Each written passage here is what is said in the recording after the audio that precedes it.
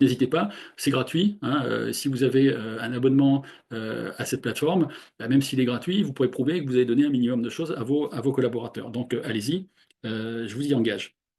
Il y a eu cette AI Action Summit, hein, le 10 mars. Il y a eu le Lab 50. Je crois qu'on distingue à gauche notre ami Vincent Lacombe, qui est omniprésent sur le sujet de l'IA, à côté j'ai plus son prénom, Monsieur Liénard, je crois, Jean, je sais plus. Pardon pour lui. Donc tous les deux, j'ai travaillé avec eux deux, avec l'Académie des sciences et techniques comptables et financières, pour faire ce cahier sur des prompts spécifiques au cabinet comptable et au cabinet d'audit. Voilà. Donc, ils sont très impliqués aussi dans ce Lab 50. Et donc, voilà, ils ont travaillé sur trois grandes thématiques: la transformation des missions par l'intelligence artificielle, la refonte bon, des modèles opérationnels et je dirais du business model même des cabinets, puisque la tenue va tomber progressivement et donc il faudra bien remplacer ça par d'autres choses.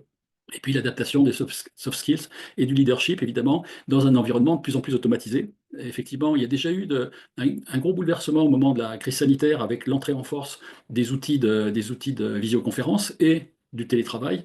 Là, je pense qu'avec l'arrivée de l'IA, et moi je l'ai vu dans les missions que j'ai effectuées ces 6 derniers mois, on a eu quand même beaucoup de questions, beaucoup d'interrogations, voire d'inquiétudes de la part des collaborateurs et même des cadres de cabinet sur le sujet.